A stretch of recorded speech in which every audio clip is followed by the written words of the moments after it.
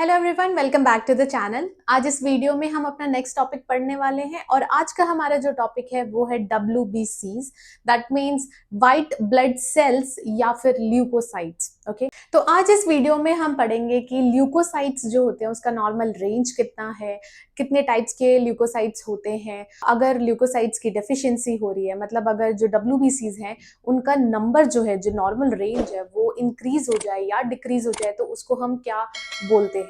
Okay, तो board पे already मैंने मेंशन कर दिया हुआ है अबाउट WBCs। ओके, तो सबसे पहले देखते हैं कि व्हाइट ब्लड सेल्स क्या होते हैं। तो white blood cells are cells involve in immune defence. ठीक है, इसीलिए व्हाइट ब्लड सेल्स को हम सोल्जर सेल्स भी बोलते हैं।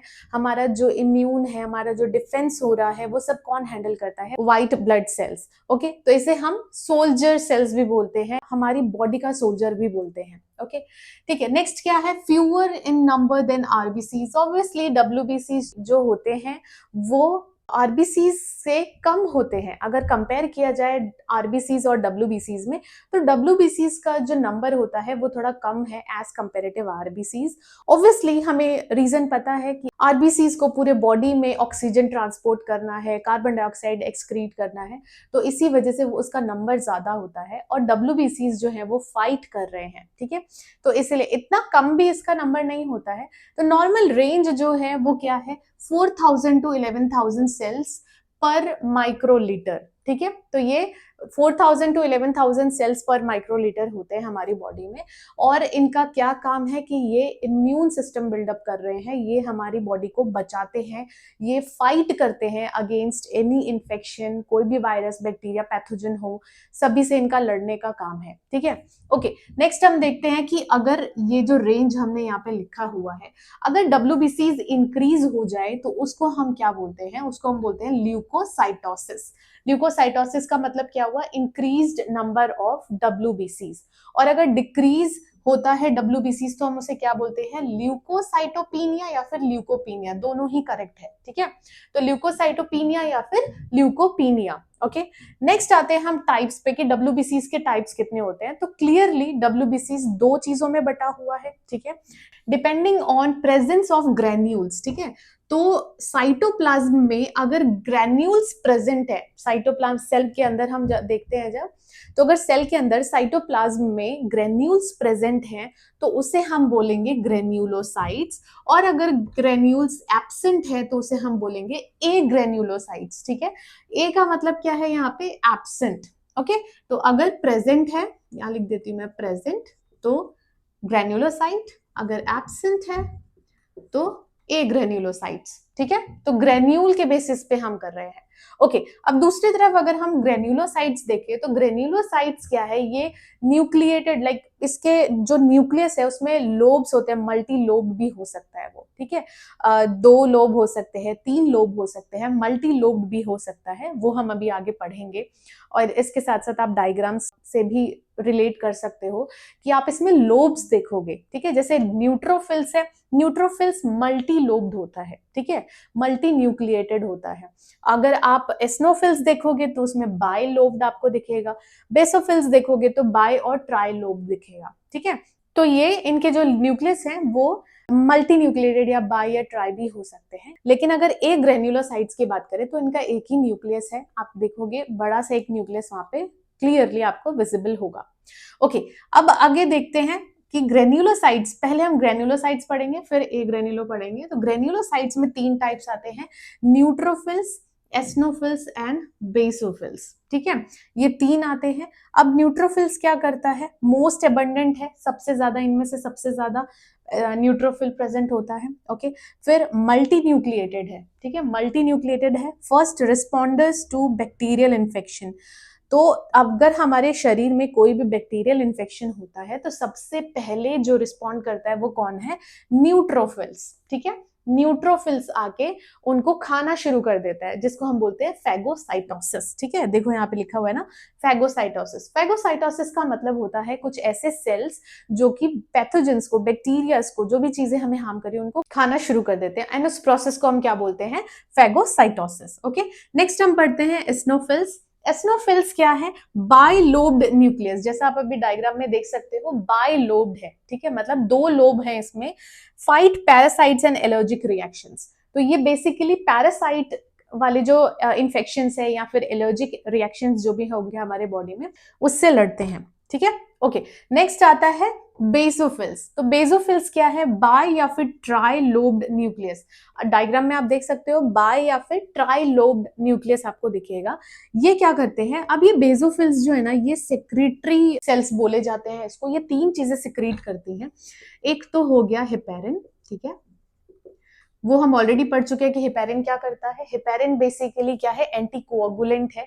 ब्लड के अंदर जब तक कोई कट नहीं आता तब तक इसका काम ये है कि ये ब्लड के अंदर क्लॉट्स बनने नहीं देता है, ठीक है, खून को गाढ़ा नहीं होने देता है। तो ये है हेपेरिन का काम। दूसरा सब्सटेंस जो ये रिलीज करता है वो है हिस्टामिन, ठीक है।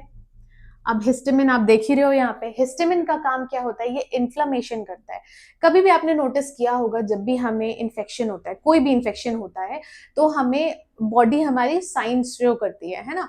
वो साइंस शो कैसे कर पा रही है? ये जो बेसोफिल्स है इससे पता लग जाता है कि हमारी बॉडी में फॉरेन ऑब्जेक्ट आ चुका है। अब ये क्या करता है? हिस्टामिन को सिक्रीट करना शुरू करता है। जैसे ही हिस्टामिन हमारी बॉडी में सिक्रीट होती है तो इन्फ्लामेशन, एलर्जिक रिएक्शंस जो भी हो रहे हैं वो सब का रीजन कौन है? हिस्टामिन, ठीक है। और इसीलिए हम एंटी हिस्टामिन खाते हैं।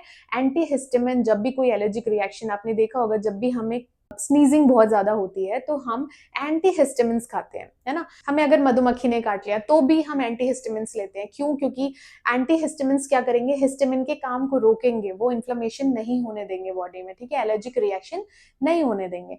ओके, तो ये होता है हिस्टामिन का काम। तीसरी चीज जो यहाँ से सिक्रीट होती है वो है सेरोटोनिन, ठीक है, सेरोटोनिन। ओके, तो तीन चीजें आपको पता लग गई। बेसोफिल्स क्या सिक्रीट कर रहा है? Heparin, histamine and serotonin. Okay, देखो अब यहाँ पे लिखा हुआ है release histamine for inflammation and allergic responses like coughing, sneezing, runny nose. Okay, तो जब भी आप देख रहे होगे कहीं भी आप बहुत ज्यादा डस्ट होता है तो अचानक से आपको स्नीज आना शुरू हो जाता है, आप स्नीज करने लग जाते हो। या भी जैसे मौसम ठंडा हो रहा है, मौसम चेंज होता है, अगर आपने बाहर का कुछ ऐसे ही खा लिया है तो आपको कफ होता है। तो ये जो कफिंग, स्नीजिंग, रनी नोज है, ये क्या है?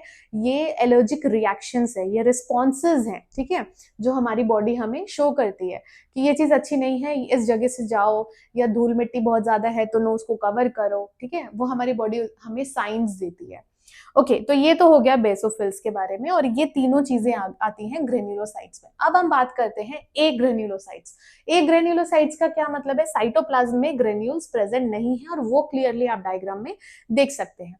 अब इसके दो टाइप्स होते हैं, मोनोसाइट्स और लिम्फोसाइट्स, ठीक है। तो मोनोसाइट्स क्या है? लार्जेस्ट डब्ल्यूबीसीज है, ठीक है। तो डब्ल्यूबीसीज में सबसे बड़ा जो सेल है वो कौन सा है? लार्जेस्ट जो है वो कौन सा है? मोनोसाइट है, ठीक है। तो लार्जेस्ट डब्ल्यूबीसीज mature into macrophages that engulf pathogen, ठीक है।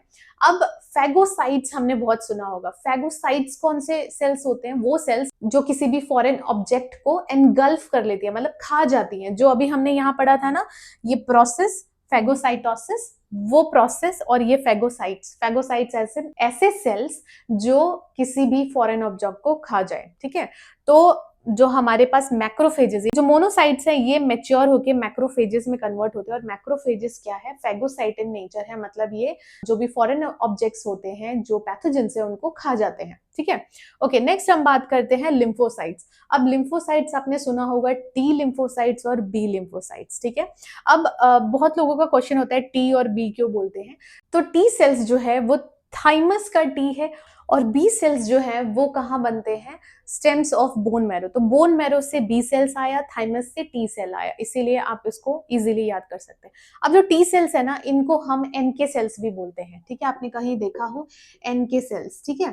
NK cells as an natural killer cells, ठीक है। तो एनके सेल्स मतलब टी सेल्स जो है वो एनके सेल्स भी हैं, वो उनका जो नेचर होता है वो ऐसा ही होता है कि वो किसी को भी मारेंगे, मतलब मारेंगे एज एन बॉडी के अंदर की बात हो रही है, ऐसा नहीं है कि बाहर आके सबको मारना शुरू कर देंगे। Natural killer cells as an वो उनका नेचर ही ऐसा है कि वो कोई भी फॉरेन ऑब्जेक्ट आया तो उसको मारने के लिए ही वो बने हुए हैं टी सेल्स, ठीक है, तभी हमारी बॉडी हेल्दी रह पाती है। ओके, तो develop specific immunity, creating antibodies and fighting viruses या फिर कैंसर्स, ठीक है। तो आप देखो कितनी बड़ी बड़ी चीजों से लड़ रहे हैं, वायरसेस से लड़ रहे हैं, कैंसर से लड़ रहे हैं, ठीक है। तो इसीलिए T cells and B cells important भी है। ओके, तो this was all about WBC, type of डब्ल्यूबीसीज, ग्रेन्युलोसाइट्स, ए ग्रेन्युलोसाइट्स, हमने सब कुछ डील कर लिया।